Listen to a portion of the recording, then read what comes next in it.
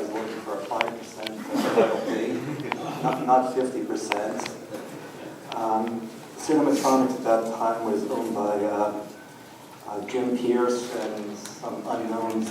Tom Stroud was not part of the picture. He was brought in a few months later for his money.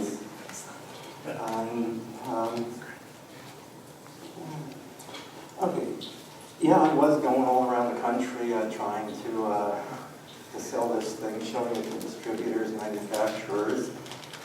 I remember hauling this thing around San Francisco. What we have here, some of the articles refer to my walking around with a suitcase. This here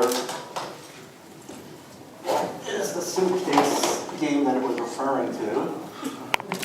This,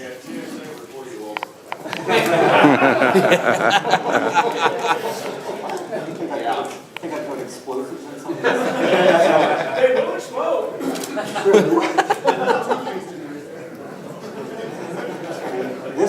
This here is the original. This here is the original hardware.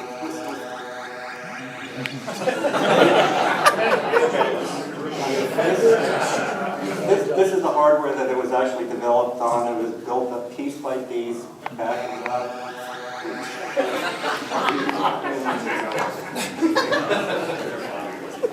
Backing up, making changes when things didn't work, and moving forward again. This 16-button keyboard is what all the programming was done through.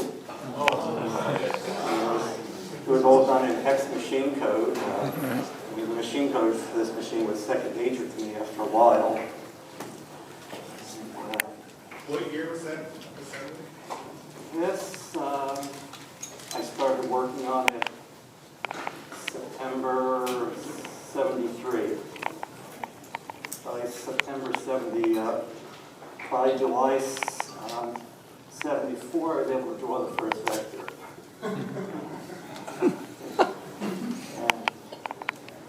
See, this 16-button keyboard, I remember I bought a couple of dozen of them. I saw them at a surplus place right outside of Cambridge. They were perfect for blue boxes. I think that's what I had in mind at the time. Project out of hand for a blue box. Pardon me? The project got sort of out of hand for a blue box. Yeah, well. It's a blue suit. I could talk more about this later. And this is the I monkey. wonder if the Samsonite girl This is that's the thrown monitor around. that went with it. Game controls. Probably can't see it here, but the pictures of different ships, left, right, forward, fire.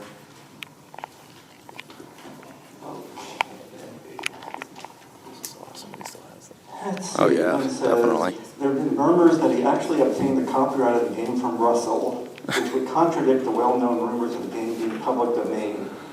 What is known, however, is that Rosenthal possessed the copyright to a vector display, which he called the Vectorbeam monitor.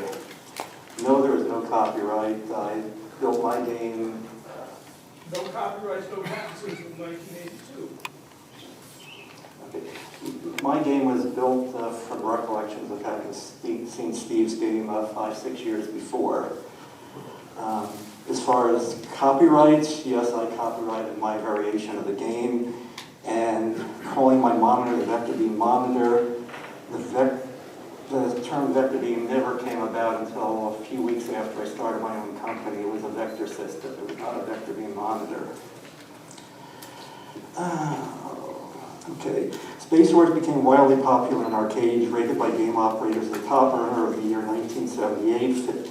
Sales figures of the game were estimated to be in the neighborhood of 30,000 units, and given Rosenthal's deal with Cinematronic, it's safe to assume that he quickly became a very wealthy man. The profits of Space Wars netting him what would appear to be an 8-figure sum. Do the math. It was not 8 figures, it was not 7 figures, it was definitely well into the 6 figures. But 8 figures? No.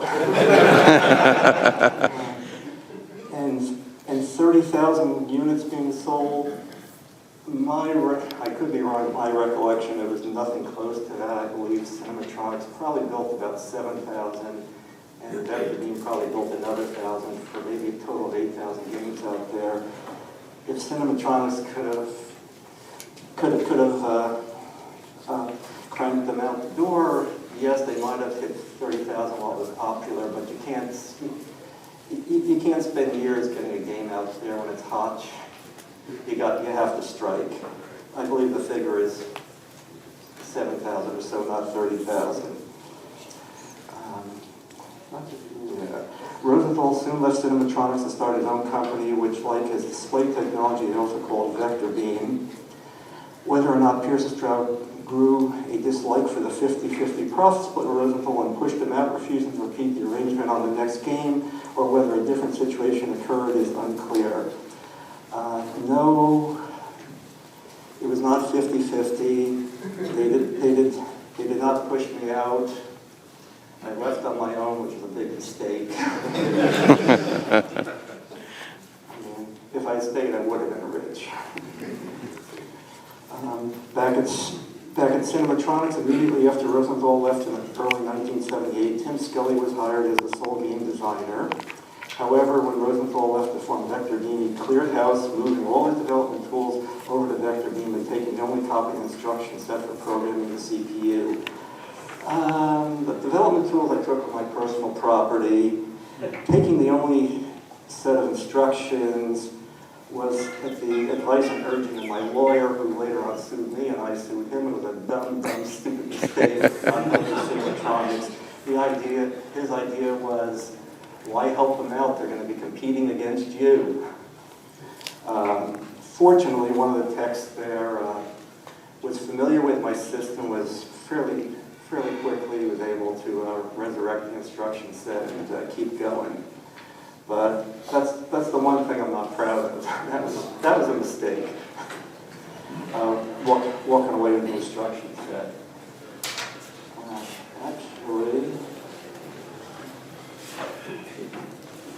Actually, this is the instruction set right here. There's only copies after the show. Maybe I should have, but as I said, fortunately, they're able to reconstruct it fairly easily.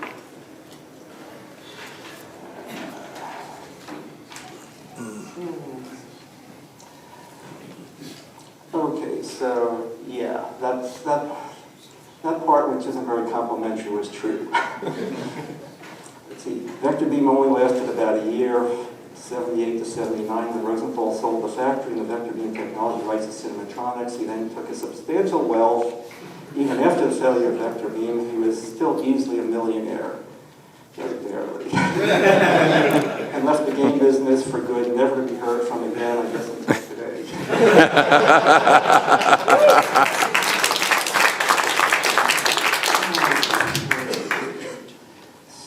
One mystery he may have left unanswered forever is the game Scramble.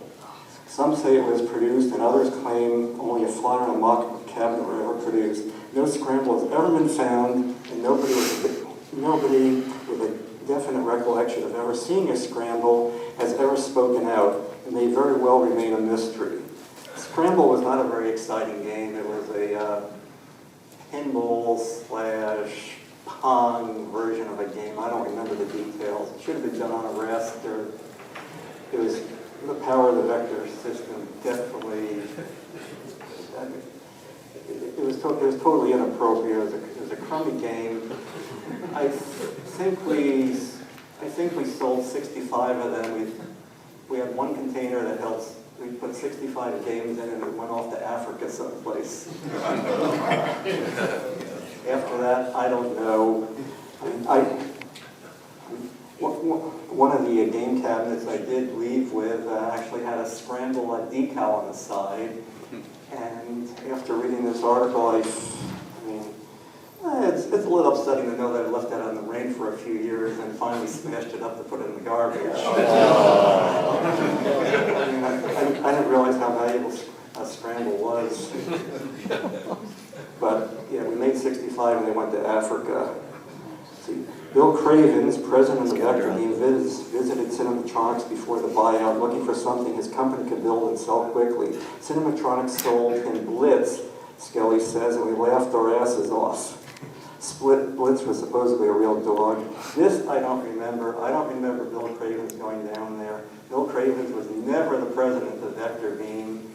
I believe he was fired at some point early on. I can't say for certain, but being president, going down, buying this game, it's a mystery to Who me. wrote that? It's a mystery to me. Okay. See, Cinematronics, a history is told by Tim Skelly. I went through this highlighting things in yellow last night. Let's see. Tim Skelly says, I interviewed for a job at Cinematronics in El Cajon, California, just east of San Diego, sometime around May 78 after talking to co-owner Jim Pierce. I was sent to tech area to talk to Larry Rosenthal. There he showed me the development system in quotes. He didn't think much of my development system. He had done game development, but where you sit in front of the computer terminal and you type away using understandable mnemonics. And he saw the 16-button keyboard. Okay, that's why it's in quotes, I assume. Okay.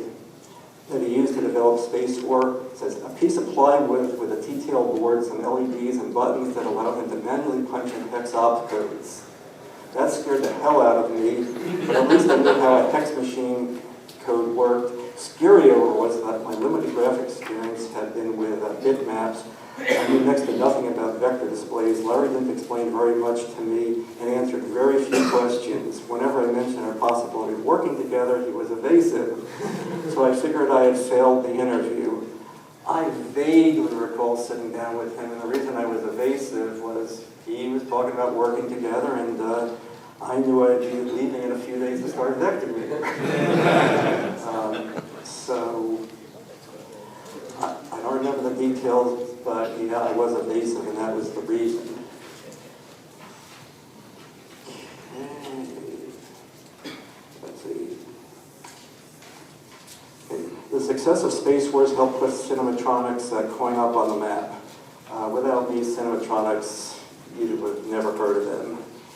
Okay. In the spring of '78, he left Cinematronics to form a company of his own. Accounts as to why he left differ. The most common version is that he felt he didn't benefit nearly as much as he should have and was unhappy with the royalties he was getting. Cinematronics, on the other hand, according to this version in Paren, felt he was getting too much.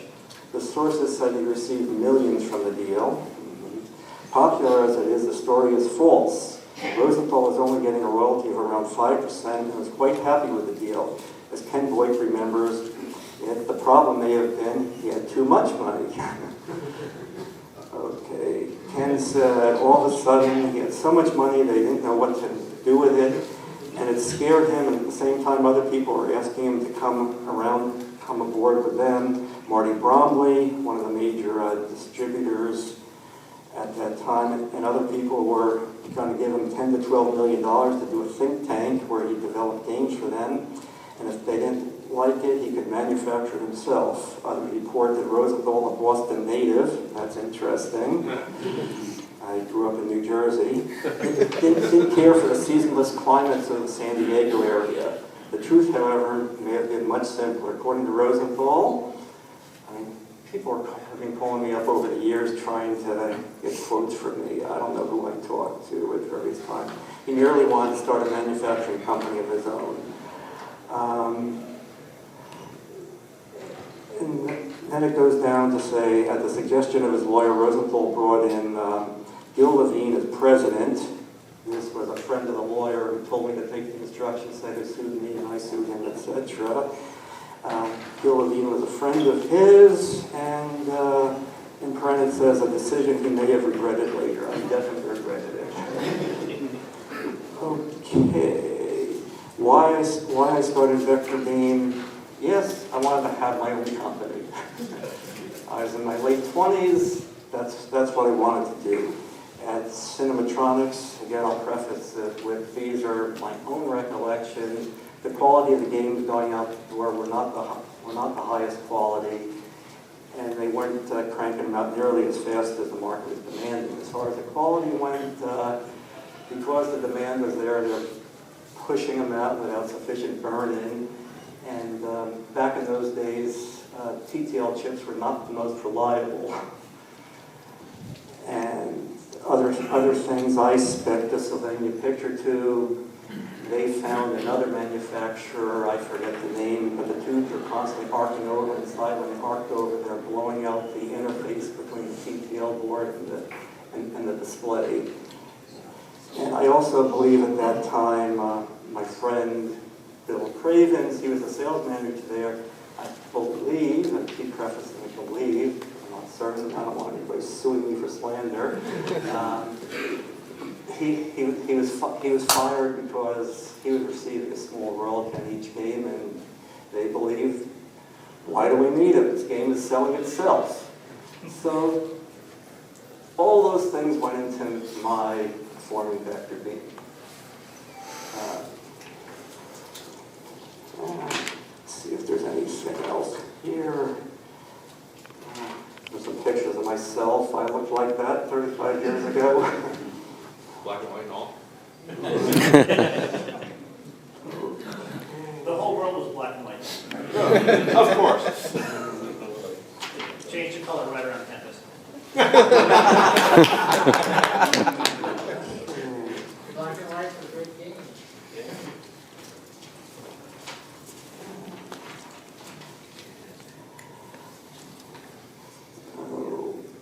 What looked important to me last night, so I'll read it.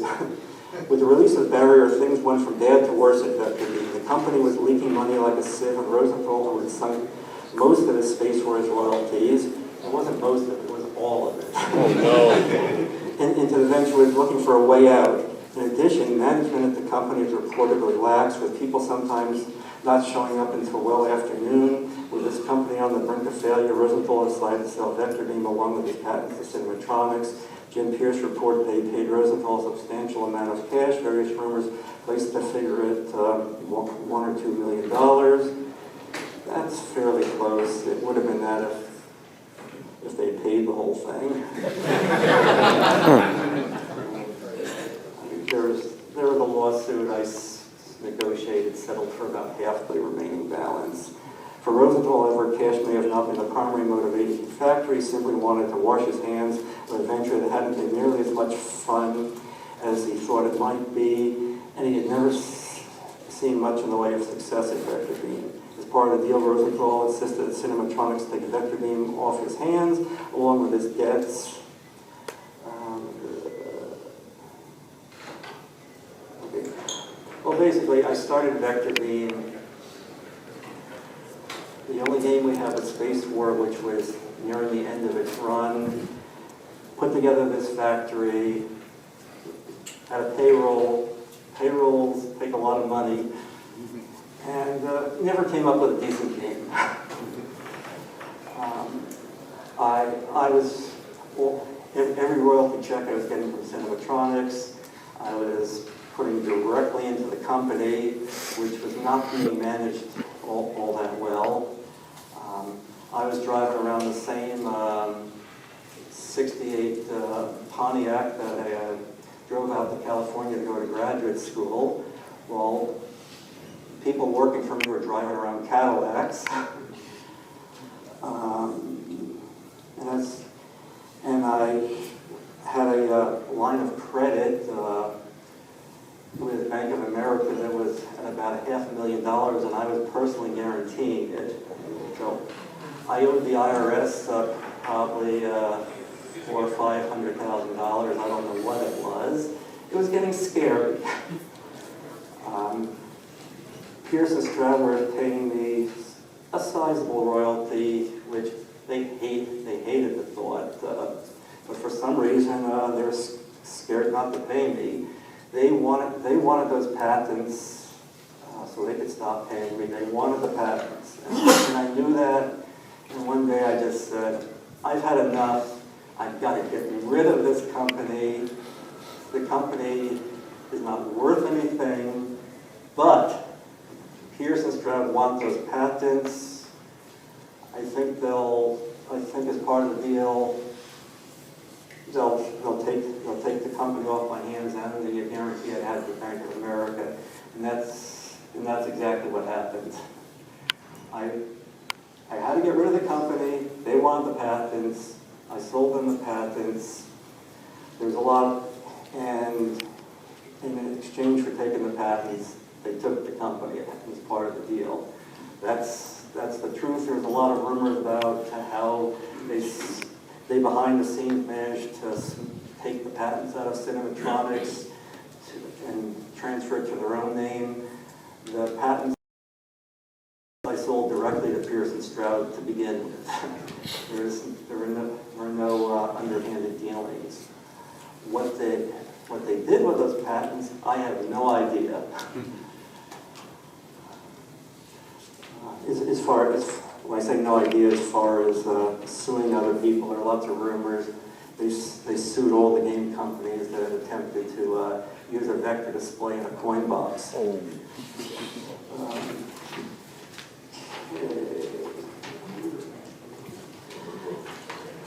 This article from Dot Eaters, never heard of it. So let's go to page 4. Okay, Skelly eventually released himself from Cinematronics, headhunted by coin-op maker Gremlin, later became Sega Gremlin, who offered him a royalty deal that his former employers wouldn't even consider. While working on color vector technology that results in games like Space Fury, a lawsuit is brought against Skelly and Gremlin by Cinematronics over infringements of their vector game patents. So Skelly decided to move into sprite-based raster games instead.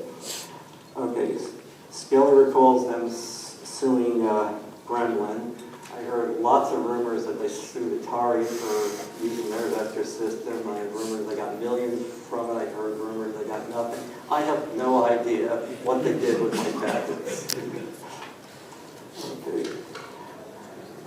Back in the fold. In the resolution of a lawsuit started by his former employer at Cinematronics, Rosenthal and Vectorbeam were eventually folded back into Cinematronics, where Rosenthal received millions of dollars in payout for his company. It says in resolution of a lawsuit brought by Cinematronics.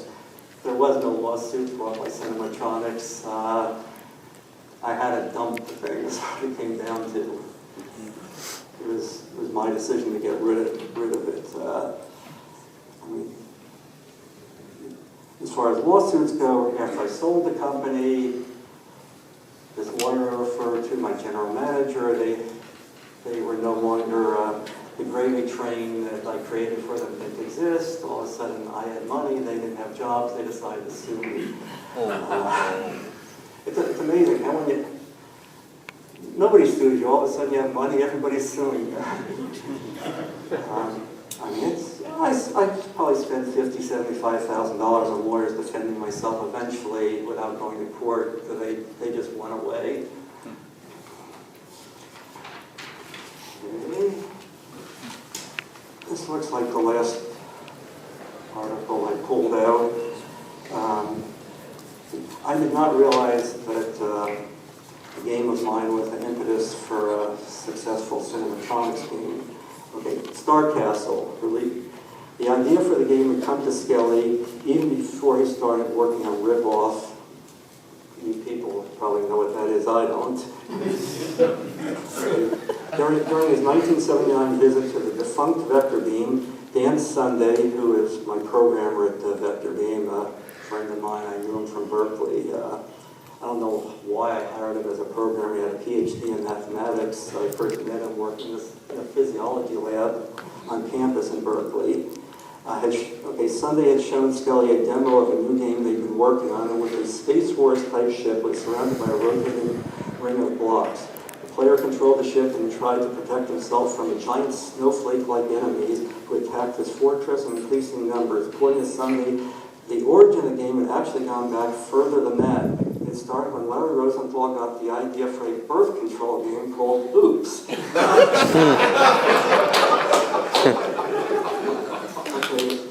I don't remember this. I don't remember this at all. Yes, I worked on an Oops game, but I thought it was after I totally left. But obviously not. They couldn't have made this up. Dan Sunday said part of his inspiration was that Larry was obsessed with a very attractive young lady. Oops came out of that obsession. I know what he was referring to, sort of girlfriend, rocky relationship, but infatuated, very attractive lady. My wife, who came along later, who had met her, I didn't think she was that attractive. But Dan Sunday thought she was. Okay, so it says, well, Oops came out of that obsession. Interesting. Larry had dreamed up this game where an egg was in the center of the screen and sperm were coming on from all directions. One player controlled the sperm and turning left caused them all to turn left, so one player didn't really know which one you were steering. The other flew a syringe around, which when fired would send out foam that killed the sperm. Okay. Initial prototypes that the syringe almost always won, so we fixed the syringe in the center of the egg and allowed the player to just rotate it. This was happening when Cinematronics bought Vectorbeam, and then Tom Stroud took over. They occupied the front office and brought along two beautiful secretaries.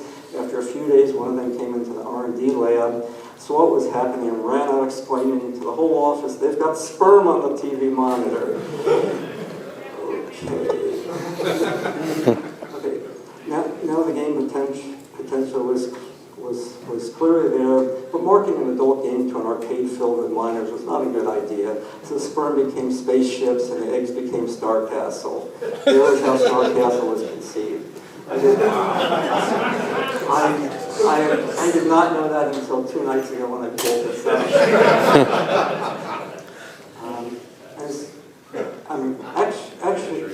Actually, I did put a game in an Oops game in an arcade up in Washington. I sold one to my wife, who was working in Washington at the time, and I sold it to her so she could set it up there so I could get a federal registration on the name Oops. It took in a few quarters, but it was not a very exciting game. I also tested an arcade in Berkeley. I remember watching people. I recall setting it up so you could get infinite plate, depending on how many quarters you put in. First person I watched play it, put several quarters in, walked away with 3 minutes time, still remaining on the game. I knew there was nothing there, but it was definitely a fun game to work on. The other day I actually pulled out the logic board that had been shipped back from Washington. The box had been sitting there sealed for 25 years. I opened it for the first time three nights ago. The monitor was totally scratched, but the board was intact. I unplugged the board from the Space War game I had plugged it in, and sperm appeared on the screen.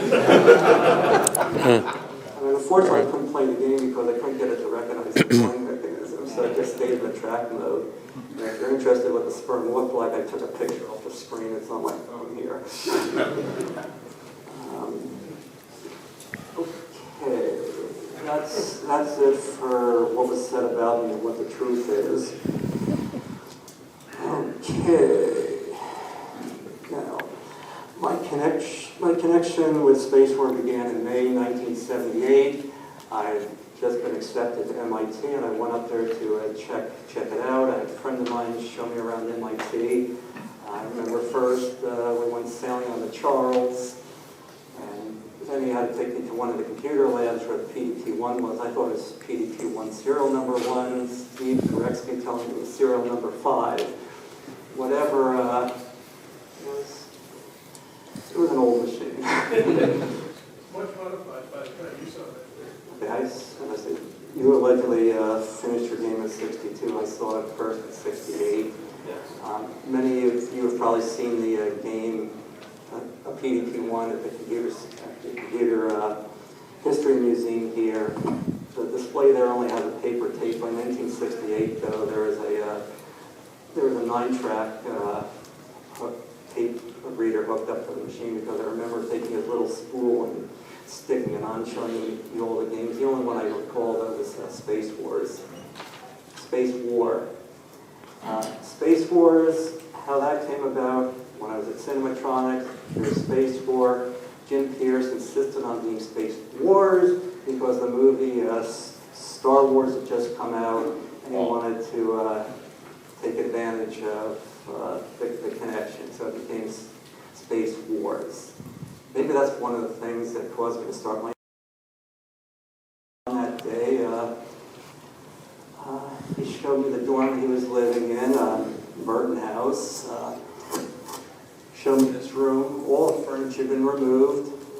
The floor had been sodded with grass. A park bench had been moved in. This was during the week right before finals. I mean, that's a typical occurrence. I mean, at that point, I saw that it was the week before finals. People were supposed to be studying. I didn't see a single person studying at all. I said, okay, I can handle going to MIT.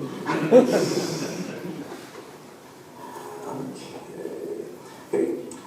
During my time at MIT, I don't know why, I never played Space War once. I mean, everybody else I knew played it. I can recall people going there to play, coming back at 5 in the morning after spending all night in front of the machine. I mean, it was a great game. Why I didn't play it, I don't know. I just wasn't into game playing, ultimately. But I did enjoy designing games. Okay, December 1972. After I graduated from MIT, I went out to Berkeley. Some people went to Stanford. I didn't know what else to do, but that's the direction everybody was heading. And you can continue my studies in electrical engineering. After I got my master's degree, I had enough school, and I started working on the space working. But prior to that, the first Christmas break, December 72, I went back to Cambridge to visit friends. In the Student Union building at MIT was Nolan Bushnell's computer space game. That's the one in the futuristic fiberglass cabinet. It was a horrible game, and my reaction, what is this doing here? A game like this. It seems just so out of place, sacrilegious. Why such a crude game here at MIT? Okay, so that was my reaction. I didn't think much of it after that. June came along. Okay, I had enough school. Give me a master's degree. I remember that I didn't know what I was doing. One of the professors I worked for at MIT was trying to get me to go back to work in his lab. He kept calling me. Finally, I told him, I haven't seen Yosemite yet. I got to stay here. And he said, well, whatever. I decided to hang around California. This has nothing to do with Space War, but I'll mention it. I was really torn. I wasn't sure whether I was going to go back to MIT or stay in California. I remember writing down a list, all the pros and cons of staying in California, going back to Boston. I assigned weightings to the various items, added it all up, and it said, go back to MIT. And then I said, well, maybe I can re-weight some of these things. At that point, I had my answer.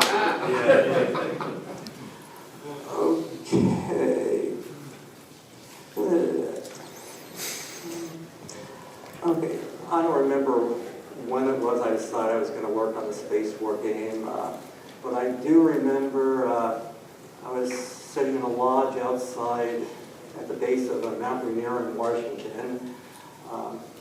It amazed me. It's the middle of summer, and here's all this snow. I felt like I was at a ski lodge in January. But I remember from there, I talked to my parents on the phone, and I told them what I was going to do. I was going to work on this video game, and their immediate reaction was, you finish school now, you got to get a real job. But fortunately, I didn't listen to them.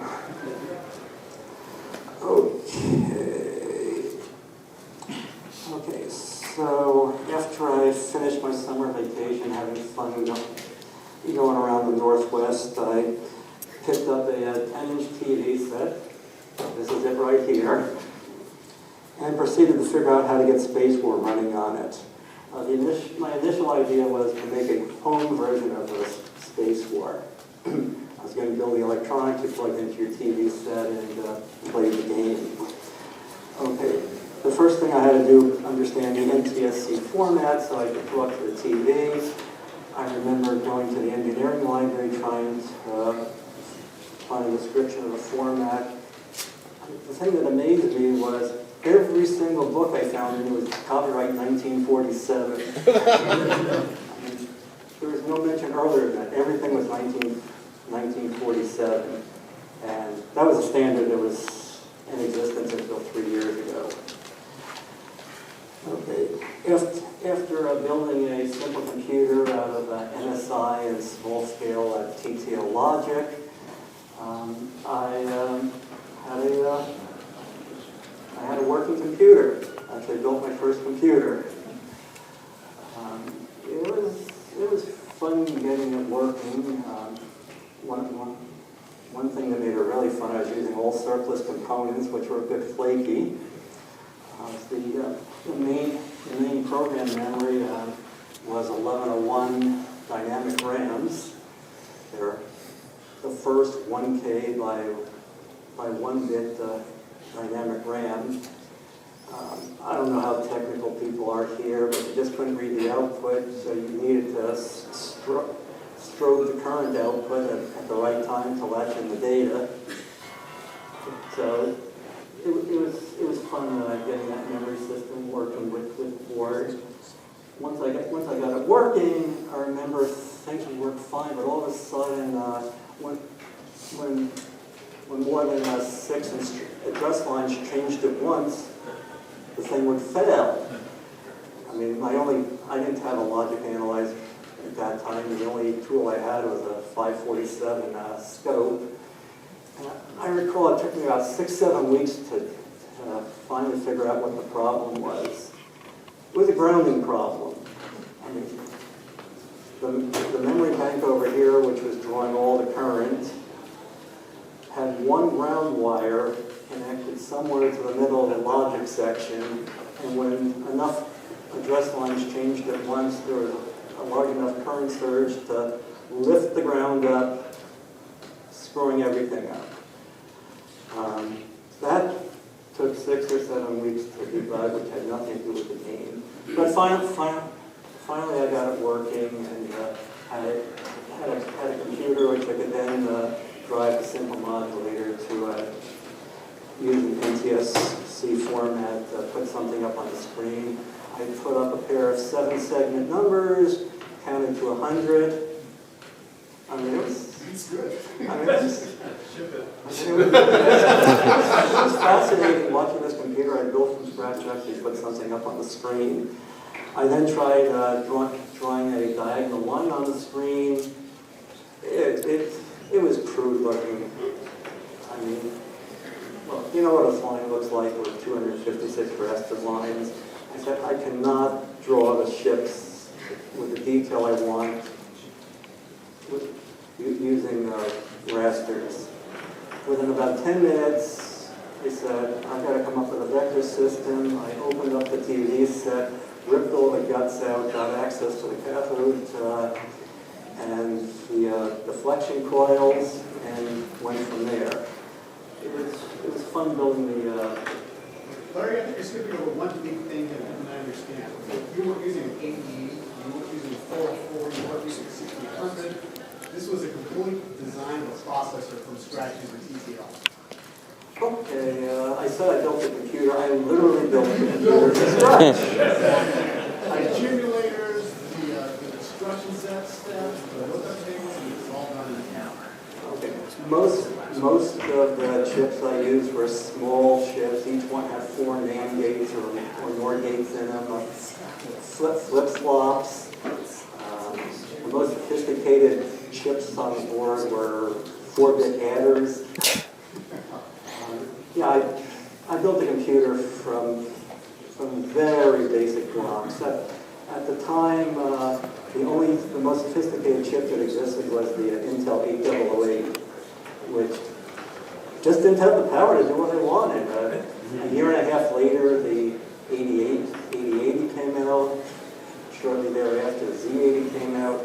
Maybe coupling a couple of those together, I could have done something. No, I built my own computer. Now you're being too modest, man. When the 8088 was the hottest thing, You had a 12-bit bit slice processor running faster than almost anything else. It was totally badass. And you deserve a lot of credit. That's awesome.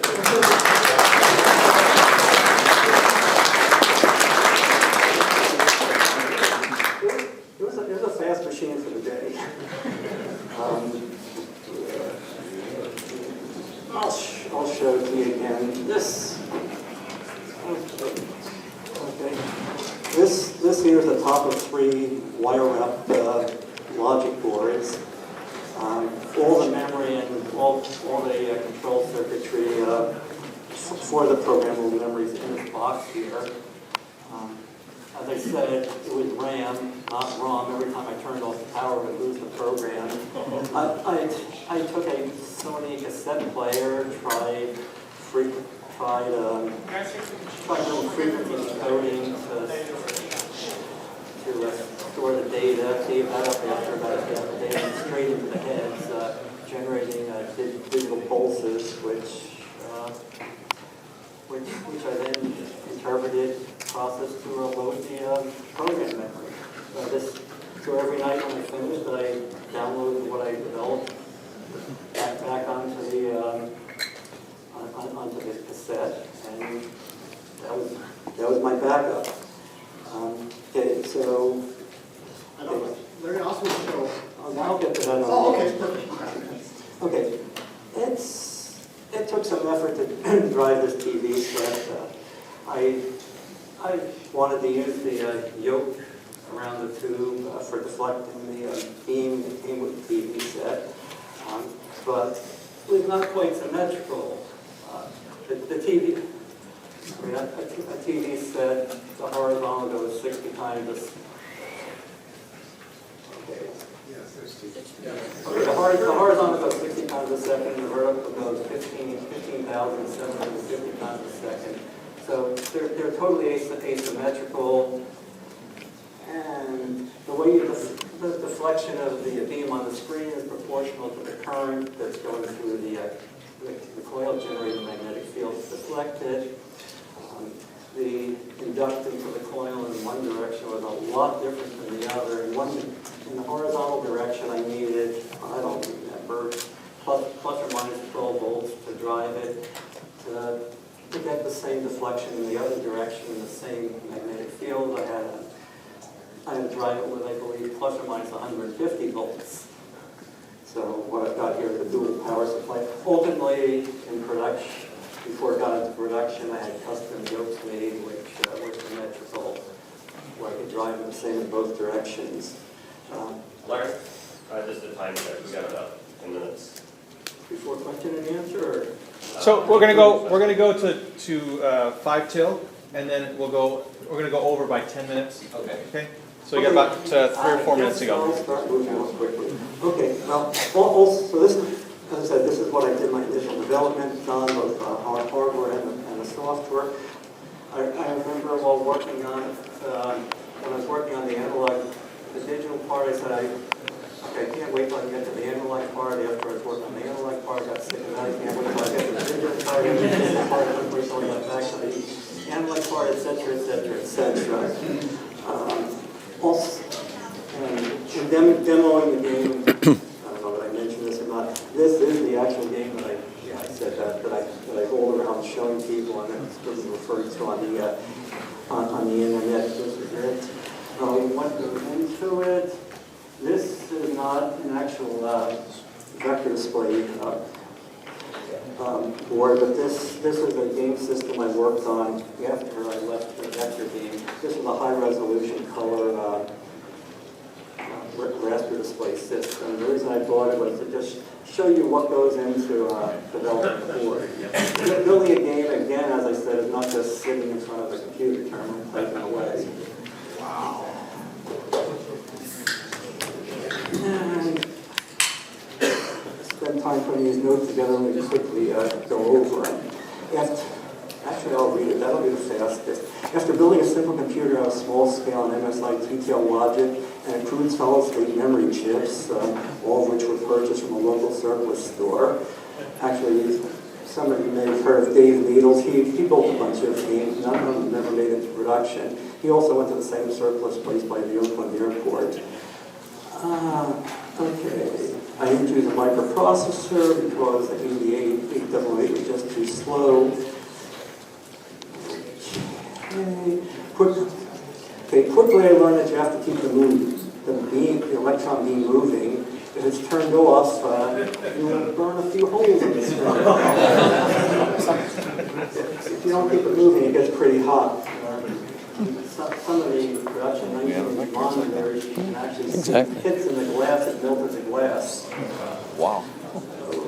Okay. I put together the hardware and implemented the vector system I designed.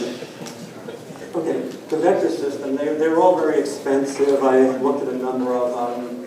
They either they're very complex or used expensive components.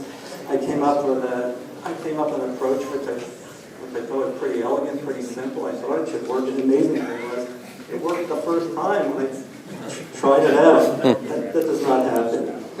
From there, I made improvements to the analog circuit, driving the CRT deflection coil, and built a full-blown computer cheap enough to put it in our. Barry, can you hold on a second?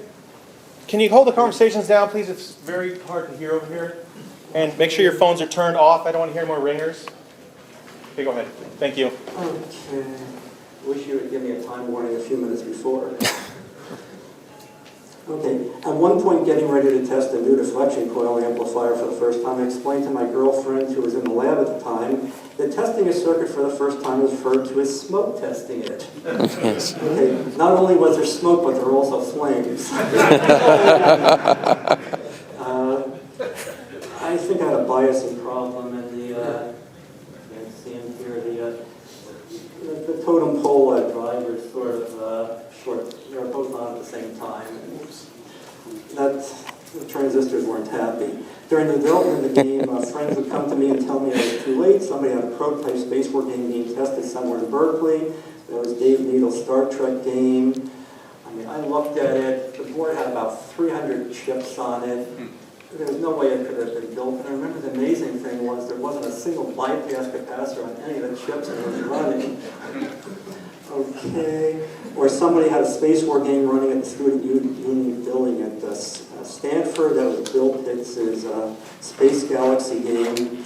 The Berkeley game was fairly crude. As I said, it had hundreds of chips. The game at Stanford, which I just recently saw again for the first time in 35 years running at the Computer's History Museum, was a true spacewar game, but it had a PDP-11, a full-blown mini-computer inside it. There was no way it was going to get into an arcade. So people said, you're too late. I looked at this, looked at that. I wasn't worried. During the development, I tried licensing my vector display technology, not the game, at various companies. Use Electronics was the only company that actually sent somebody by to look at what I had. In preparation, I programmed the system to lift up a submarine and have half of it drop back to the bottom as it approached the top of the screen. This was to demonstrate the flexibility of the system. That was back when Hughes was contracted to retrieve the lost Soviet sub, and half of it broke off as they were bringing it up. I remember that. I don't know how many of you remember that, but that was to demonstrate the flexibility. They weren't interested. Larry, can we start taking some questions? Let me 2 more minutes to read what I prepared here. I also programmed a lunar landing game. I remember going to a local McDonald's headquarters somewhere here in Sunnyvale, trying to get the music you deserve a break big day. I'm amazed the guy actually gave it to me. He gave it to me and saying, but don't tell anybody where you got it. So the guy landed on the moon and started playing as he walked over to the McDonald's on the moon. Well, while programming the spacewar game, I had to use various tricks. For example, there's no way to do multiplication division for the gravity. I had a log, an exponentiation lookup table I added and subtracted just like you do when you're using a slide rule, if any of you know what a slide rule is. And it worked quite well. The system had a whopping 4K bytes of program memory compared to today's phones with 16 or 32 gigabytes. The phone in my pocket has 4 million times the amount of memory as my system. Okay, part of the game, and the program memory also held lookup tables. I was really tight for space. And in one place, the tail end of a lookup table is actually the first few instructions of another sequence. I was squeezing. Okay, ultimately I got this thing to the point where I could put it in an arcade to test it. I put it in an arcade in Berkeley with a 12-volt motorcycle battery as backup, because if somebody pulled the plug, I'd have to come in the middle of the night to with my tape drive to reload it. And I remember this was in December. I got the thing running and ran to the airport to visit a girlfriend in Boston. Got back a week later and there was $450 in the coin box. People liked it. It still had some bugs. At one point there was a fire in the that day. He showed me the dorm he was living in, Burton House. Showed me this room. All the furniture had been removed. The floor had been sodded with grass. A park bench had been moved in. This was during the week right before finals. I mean, that's a typical occurrence. I mean, at that point, I saw that it was the week before finals. People were supposed to be studying. I didn't see a single person studying at all. I said, okay, I can handle going to MIT.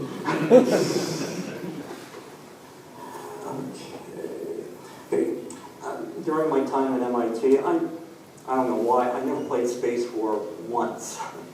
I mean, everybody else I knew played it. I can recall people going there to play, coming back at 5 in the morning after spending all night in front of the machine.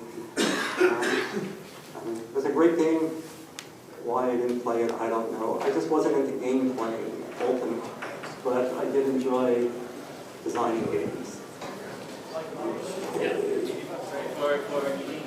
Okay, December 1972.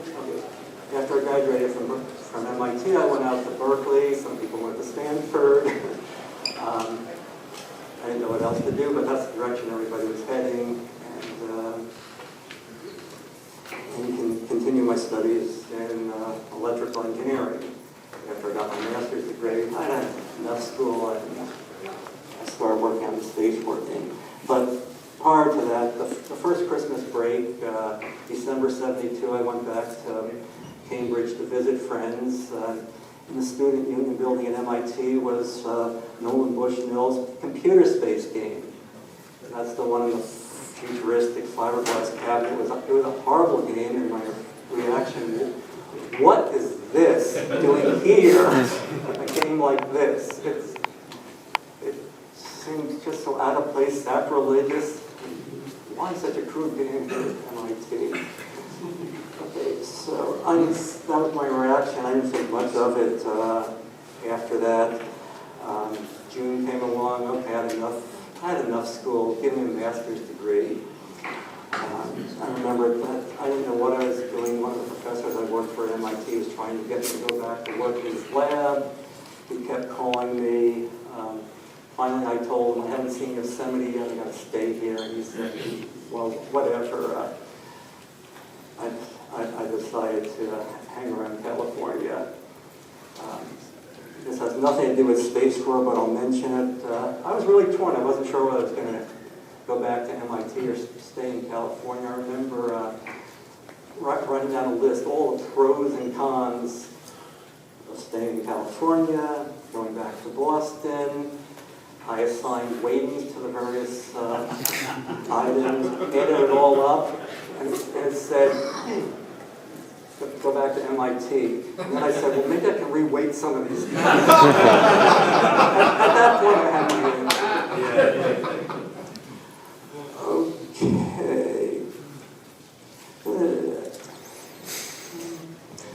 Okay, I don't remember when it was I decided I was going to work on the Space War game, but I do remember I was sitting in a lodge outside at the base of Mount Rainier in Washington.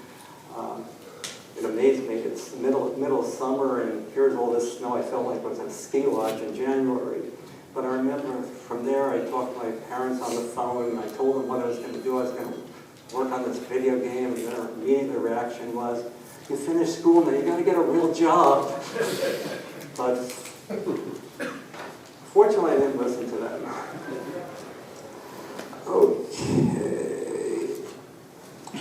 Okay, so after I finished my summer vacation, having fun going around the Northwest, I picked up a 10-inch TV set. This is it right here. And proceeded to figure out how to get Space War running on it. My initial idea was to make a home version of the Space War. I was going to build the electronics to plug into your TV set and play the game.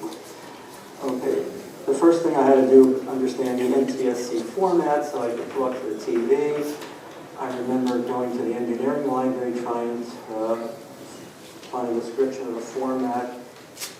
The thing that amazed me was every single book I found in it was copyright 1947.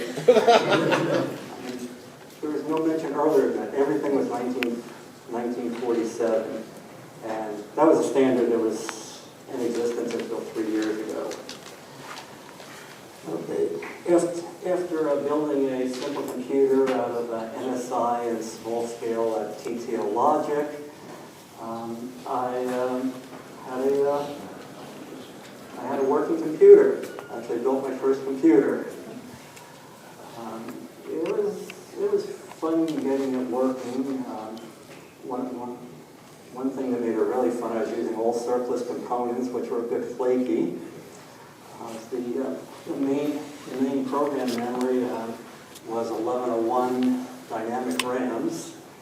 They're the first 1K by 1-bit dynamic RAM. I don't know how technical people are here, but you just couldn't read the output, so you needed to strobe the current output at the right time to latch in the data. So it was fun getting that memory system working with board. Once I got it working, I remember things would work fine, but all of a sudden, when more than 6 address lines changed at once, the thing would fail. I mean, I didn't have a logic analyzer at that time. The only tool I had was a 547 scope. I recall it took me about 6-7 weeks to finally figure out what the problem was. It was a grounding problem. I mean, the memory bank over here, which was drawing all the current, had one ground wire connected somewhere to the middle of the logic section, and when enough address lines changed at once, there was a large enough current surge to lift the ground up, screwing everything up. That took 6 or 7 weeks to debug, which had nothing to do with the game. But finally I got it working and had a computer which I could then drive the simple modulator to using NTSC format to put something up on the screen. I put up a pair of 7-segment numbers, counted to 100. I mean, it was good. I mean, it was fascinating watching this computer I built from scratch actually put something up on the screen. I then tried drawing a diagonal line on the screen. It was crude looking. I mean, well, you know what a line looks like with 256 raster lines. I said, I cannot draw the ships with the detail I want using rasters. Within about 10 minutes, I said, I've got to come up with a vector system. I opened up the TV set, ripped all the guts out, got access to the cathode and the deflection coils, and went from there. It was fun building the... Larry, I think you're skipping over one big thing that I didn't understand. You weren't using an AE, you weren't using a 404, you weren't using a 1600. This was a complete design of a processor from scratch using TTL. Okay, I said I built a computer. I literally built a computer from scratch. The accumulators, the instruction set steps, the lookup tables, and it's all done in the camera.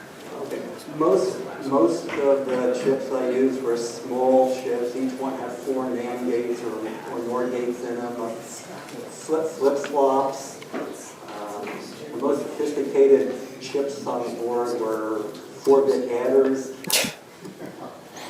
Yeah, I built a computer from very basic blocks. At the time, the most sophisticated chip that existed was the Intel 8008, which just didn't have the power to do what I wanted. A year and a half later, the 8080 came out.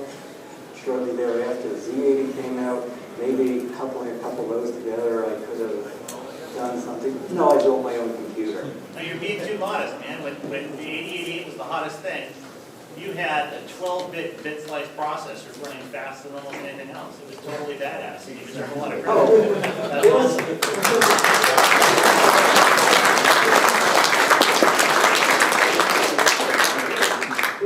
It was a fast machine for the day. I'll show it to you again. This here is the top of 3 wire-wrapped logic boards. All the memory and all the control circuitry for the programmable memories in this box here. As I said, it was RAM, not ROM. Every time I turned off the power, it would lose the program. I took a Sony cassette player, tried doing frequency decoding to store the data, gave that up after about half a day, and straight into the heads, generating digital pulses, which I then interpreted, processed to load the program memory. So every night when I finished, I downloaded what I developed back onto the cassette, and that was my backup. Okay, so Larry, also want to show. I'll get to that. Oh, okay, perfect. Okay, it took some effort to drive this TV set. I wanted to use the yoke around the tube for deflecting the beam that came with the TV set, but it was not quite symmetrical. The TV, a TV set, the horizontal goes 60 times this. Okay. Okay, the horizontal goes 60 times a second, the vertical goes 15,750 times a second. So they're totally asymmetrical, and the way the deflection of the beam on the screen is proportional to the current that's going through the coil generating magnetic field deflected. The inductance of the coil in one direction was a lot different than the other. In the horizontal direction, I needed, I don't remember, plus or minus 12 volts to drive it to get the same deflection in the other direction in the same magnetic field. I had to drive it with, I believe, plus or minus 150 volts. So what I've got here is a dual power supply. Ultimately, in production, before it got into production, I had custom yokes made which were symmetrical, where I could drive them the same in both directions. Larry, just a time check. We got about 10 minutes. Before question and answer, or? So we're gonna go to 5 till, and then we're gonna go over by 10 minutes. Okay. Okay. So you got about 3 or 4 minutes to go. I'll start moving more quickly.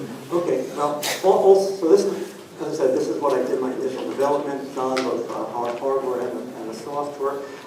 I remember while working on when I was working on the analog, the digital part, I said, okay, I can't wait till I get to the analog part. After I was working on the analog part, I got sick of that. I can't wait till I get to the digital part. I get to the digital part, and wait till I got back to the analog part, et cetera, et cetera, et cetera. Also, in demoing the game, I don't know if I mentioned this or not, this is the actual game that I said that I go around showing people, and it's been referred to on the internet. This is it. We went into it. This is not an actual vector display. board, but this is a game system I worked on after I left the Vectorbeam. This is a high-resolution color raster display system. The reason I bought it was to just show you what goes into developing a board. Building a game, again, as I said, is not just sitting in front of a computer terminal and typing away. Wow. And spend time putting these notes together and we quickly go over them. Actually, I'll read it. That'll be the fastest.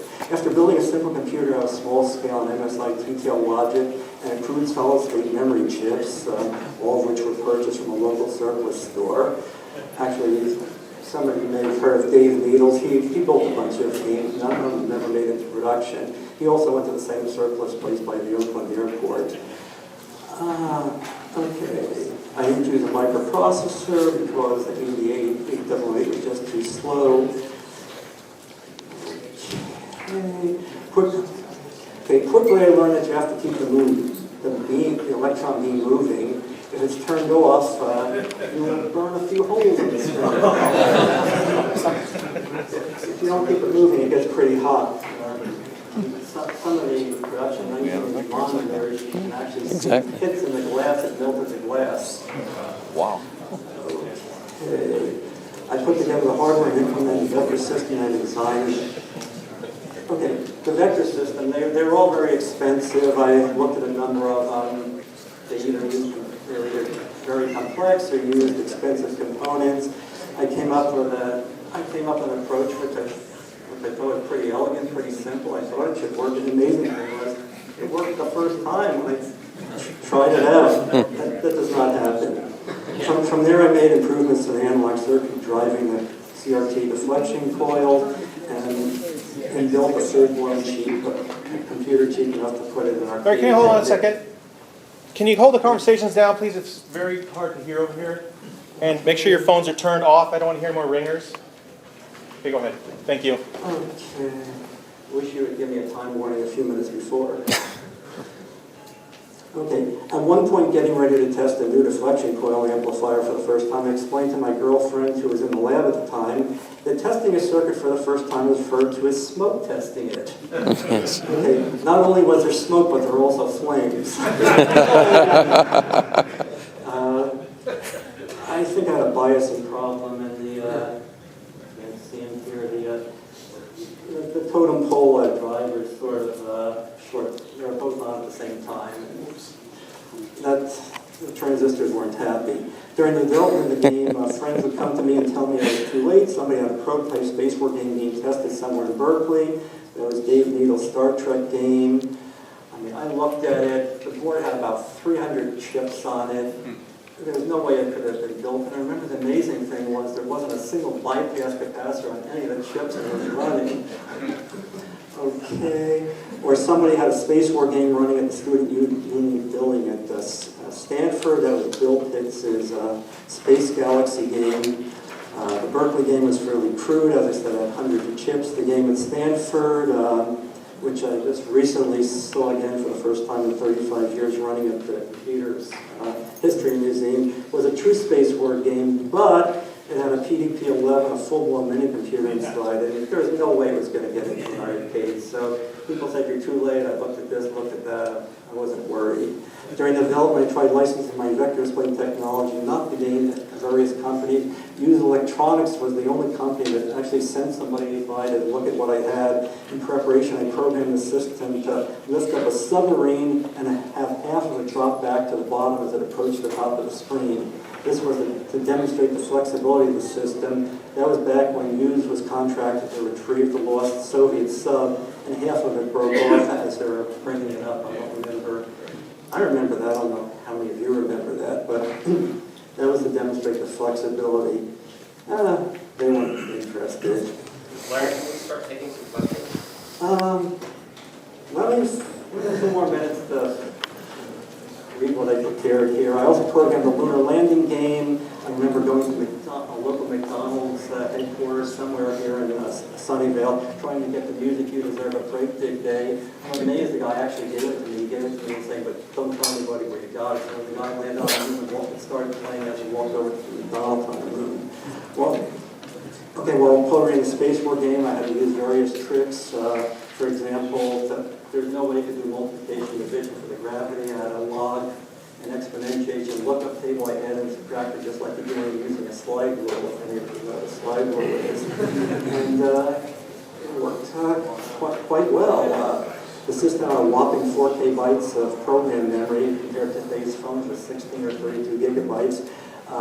The phone in my pocket has 4 million times the amount of memory as my system. Okay, part of the game, and the program memory also held lookup tables. I was really tight for space. In one place, the tail end of a lookup table was actually the first few instructions of another sequence. I was squeezing. Okay, ultimately I got this thing to the point where I could put it in an arcade to test it. I put an arcade in Berkeley with a 12-volt motorcycle battery as backup, because if somebody pulled the plug, I'd have to come in the middle of the night to with my tape drive to reload it. And I remember this was in December. I got the thing running and ran to the airport to visit a girlfriend in Boston. Got back a week later and there was $450 in the coin box. People liked it. It still had some bugs. At one point there was a fire in the